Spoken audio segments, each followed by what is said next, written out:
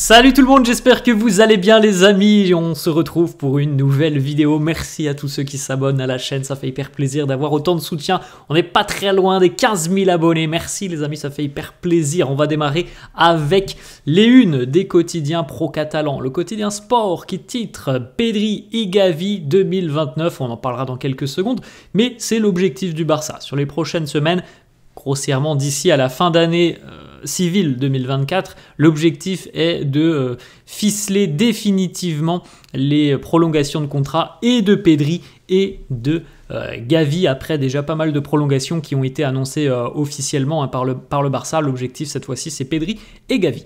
On regarde la une du quotidien Mundo Deportivo où on retrouve notamment Deco qui nous dit justement, en parlant de Gavi, Gavi personifica todo lo que es el Barça. Gavi incarne tout ce qu'est le Barça. Alors on peut lire à travers les lignes évidemment que le profil de Gavi, un jeune joueur très talentueux, très doué tout simplement, mais aussi qui a faim. Voilà, hein, on le sait, on connaît le caractère de Gavi. Donc il incarne voilà, toutes les valeurs du Barça, et c'est pour ça aussi que côté catalan, évidemment, on mise beaucoup sur Gavi pour l'avenir, et donc, on vient d'en parler, on a envie d'annoncer une prolongation de contrat le plus rapidement possible. Quelques petites informations qui concerne notamment les entraînements. On reviendra sur la déclaration de Frenkie de Jong plus tard. Pau Cubarsí, déjà premièrement à l'entraînement hier, hein, on rappelle les amis qui ne participent pas à la trêve internationale avec la sélection espagnole. Il a toujours d'ailleurs son masque pour le moment. Alors on verra d'ailleurs hein, si il jouera sans masque peut-être pour le prochain match du Barça, peut-être qu'il en aura plus besoin. En tout cas pour le moment, entraînement avec masque pour Pau Cubarsí. On retrouve aussi justement Gavi, lui aussi, hein, qui n'est pas avec la sélection espagnole. Alors ça sera peut-être pour le prochain rassemblement, mais on rappelle que le prochain rassemblement c'est au mois de mars. En tout cas, ça lui permet encore une fois de continuer à parfaire sa condition physique et de se rapprocher d'un niveau à 100%. Voilà, c'est tout ce qu'on peut lui souhaiter. On regardera dans quelques instants d'ailleurs un petit récapitulatif depuis son retour de blessure des minutes qu'il a eu. Donc voilà, encore 15 jours pour lui pour continuer à travailler physiquement et pour espérer pourquoi pas gratter une place de titulaire. Petite photo aussi, bon lui n'a pas été retenu non plus du côté de la sélection espagnole. Ça a d'ailleurs fait un petit peu débat hein, en Espagne, parce qu'au vu des prestations depuis le début de saison avec le Barça, on peut se dire que évidemment Íñigo Martínez pourrait mériter certainement une place dans la sélection de Luis de la Fuente. Bon, il n'est pas appelé, tant mieux pour le Barça. En tout cas, il continue voilà, de s'entraîner. Voilà l'équipe qui a remporté hier la session d'entraînement. Donc évidemment, il y a peu de joueurs, puisqu'il y en a beaucoup qui sont avec leur sélection nationale.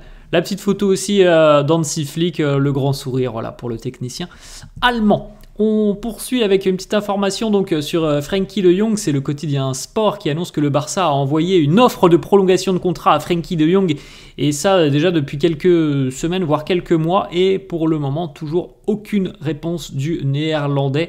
Mais ni le néerlandais ni le Barça n'ont envie de se presser en ce qui concerne son avenir. Donc c'est un peu flou à l'heure actuelle au vu en plus de son état physique.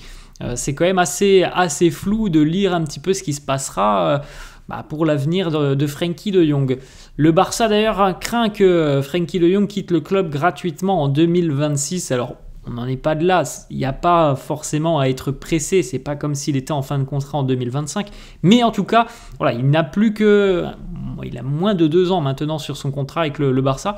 Le joueur est très heureux au Barça, mais selon le quotidien Sport, il y a du pessimisme en ce qui concerne une éventuelle prolongation de contrat de Frenkie de Jong. Alors c'est un peu surprenant parce que vous le savez, depuis à peu près 2 ans, à chaque mercato estival, il fait partie des joueurs qui sont très régulièrement cités dans la presse pour quitter le club, pour prendre la sortie.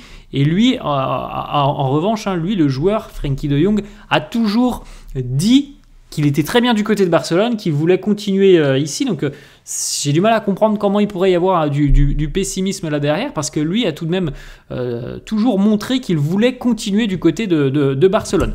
On revient avec une petite information, justement, une petite déclat de Frenkie de Jong qui a rejoint la sélection néerlandaise. Il nous dit c'était difficile par rapport à la blessure qu'il a connue déjà depuis quelques mois. Il vient de revenir, Frenkie de Jong. Il nous dit c'était difficile, c'était une blessure très douloureuse, c'était une grave blessure à la cheville. J'ai raté beaucoup de matchs, le plus important étant l'Euro, bien sûr. Donc c'était vraiment difficile, mais ça va de mieux en mieux. J'ai recommencé à jouer. Je reviens à 100%, là où je devais être en termes de forme et de préparation physique. Donc pour le moment, je me sens bien.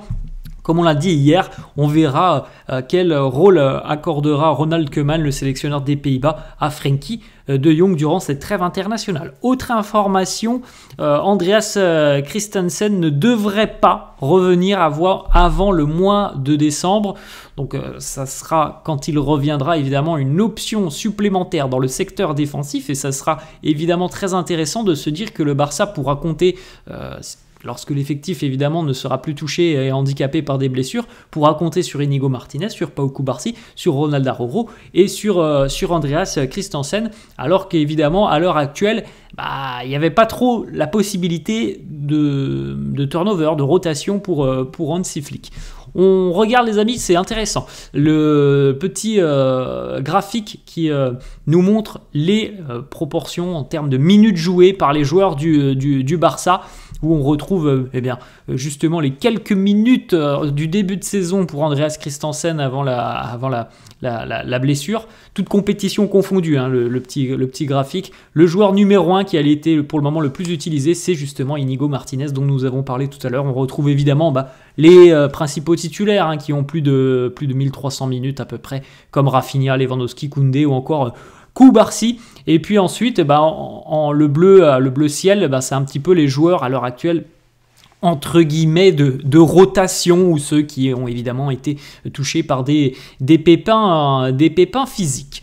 On poursuit justement, on l'a dit tout à l'heure, avec le temps de jeu accordé à Gavi depuis son retour de blessure. Donc il a participé à 6 matchs avec grosso modo une dizaine de minutes par match pour Gavi. Donc on peut, je pense, raisonnablement penser que d'ici à la fin du mois de novembre, il aura la possibilité de jouer peut-être une trentaine de minutes d'ici à la fin du mois de novembre. Et je pense que d'ici 3 semaines, peut-être que il sera envisagé de le titulariser et de lui donner peut-être 1 heure.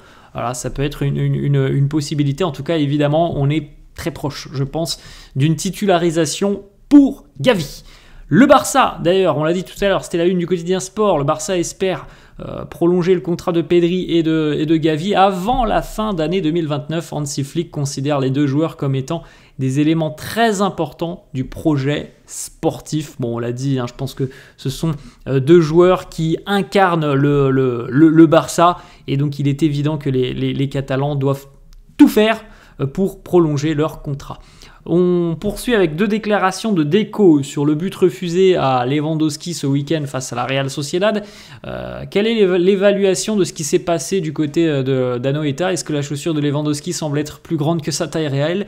Deco nous dit « Je pense que le VAR, et pas seulement à cause de ce match, n'a pas encore résolu les problèmes qu'il était censé résoudre. Certaines choses se sont améliorées, mais dans d'autres cas, nous dépendons toujours de l'interprétation d'une personne. La technologie n'a pas encore réussi à surpasser la prise de décision humaine. Nous continuons à avoir des décisions controversées, comme celle d'Anoeta, qui n'est probablement pas la bonne décision. » Autre déclat de Deco qui nous dit « Pourquoi ce hors-jeu est semi-automatique ? Je me sens perdu. Je ne sais pas encore si les chaussures sont jaunes, noires. On ne veut pas y aller en ce qui concerne la plainte parce qu'on ne veut pas se trouver d'excuses. Mais une question se pose. Que s'est-il passé? Où est l'erreur? Est-ce qu'il y a une erreur? Sinon, pas de problème. Qu'il nous explique, mais qu'il clarifie quelque chose, car on se sent un peu perdu quant à savoir si la technique est semi-automatique ou si le VAR a un effet ou si l'arbitre ne peut rien y faire. » Complexe, complexe. Voilà ce que nous dit Deco par rapport à cette situation. Et c'est vrai qu'on est tous un peu perdus par rapport à cette utilisation du hors-jeu semi-automatique, de l'utilisation de la VAR. Et là, pour le coup, à l'instant T, bon, il y a déjà eu pas mal de débats hein, depuis l'instauration de la vidéo notamment, mais là pour le coup, on attend quand même une explication, une clarification de cette situation que l'on a vue du côté d'Anoeta. Petite information aussi, sport, le Barça suit très attentivement 5 ailiers pour la saison prochaine. Alors, voilà les 5 noms qui sont suivis, on en connaissait déjà à peu près deux ou trois. Nico Williams, hein, qui était une grosse cible de l'été dernier, on verra s'il va revenir voilà, dans les petits papiers du Barça l'été prochain. Raphaël Leao, dont on a déjà un peu parlé sur la chaîne. Mohamed Salah, fin de contrat l'année prochaine avec Liverpool. Kvaratskhelia, situation assez particulière entre Kvaratskhelia, son agent, et Aurelio De Laurentiis, le président du Napoli. Et Leroy Sané, qui lui aussi approche de la fin de son contrat du côté du Bayern et pas sûr que le Bayern conserve Leroy Sané. Donc voilà 5 noms qu'il faudra suivre attentivement parce qu'il y a peut-être dans ces 5 noms un futur joueur du Barça. On enchaîne avec une petite déclat aussi de Deco sur la prolongation de contrat de Ronald Araujo. Il nous dit « J'imagine que Araujo veut faire partie de ce que sera le Barça pendant quelques années, pour les années à venir. » On travaille sur cette prolongation. Le plus important, c'est que le joueur ait les mêmes idées que nous. On sait ce qu'il veut, on sait ce que nous on veut.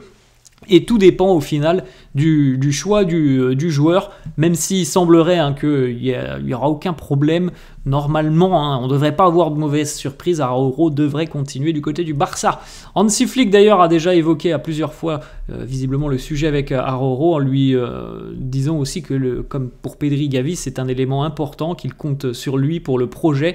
Et donc du côté du Barça, voilà, on est assez optimiste hein, quant à une prolongation de contrat avec Ronald Araujo. Regardez le petit cadeau très sympa, alors ça date d'il y a une quinzaine de jours à peu près. Le petit cadeau de Rafinha qui a offert à Lamine Yamal un iPhone plaqué or d'une valeur de 10 000 € à l'occasion du prix Copa du jeune Lamine Yamal. Rafinha lui avait offert ce magnifique iPhone floqué. Voilà, Lamine Yamal, très sympa le petit cadeau de Rafinha. Petite information qui concerne le partenariat entre le Barça et les académies, certaines académies de foot au Sénégal. On a 2 jeunes Sénégalais, Mohamed Dabo, 16 ans, milieu de terrain, et Malik Cissé, 16 ans aussi, défenseur central, qui vont donc passer un test de 15 jours du côté du Barça avec les équipes jeunes. Ils vont être voilà, très suivis pendant ces 15 jours pourquoi pas, hein, à terme, rejoindre définitivement le club. En tout cas, voilà, ils ont un essai du côté de Barcelone. Petite information, les féminines hier jouaient en Ligue des Champions féminines, évidemment. Victoire très large, 7-0 pour les féminines, sans souci. Voilà les amis, la fin de cette vidéo. J'espère que ça vous a plu. N'hésitez pas comme d'hab à lâcher un petit pouce bleu. Merci à tous ceux qui le font. N'hésitez pas à vous abonner à la chaîne. Merci aussi à tous ceux qui s'abonnent. Je vous laisse et je vous souhaite une très bonne journée. Ciao!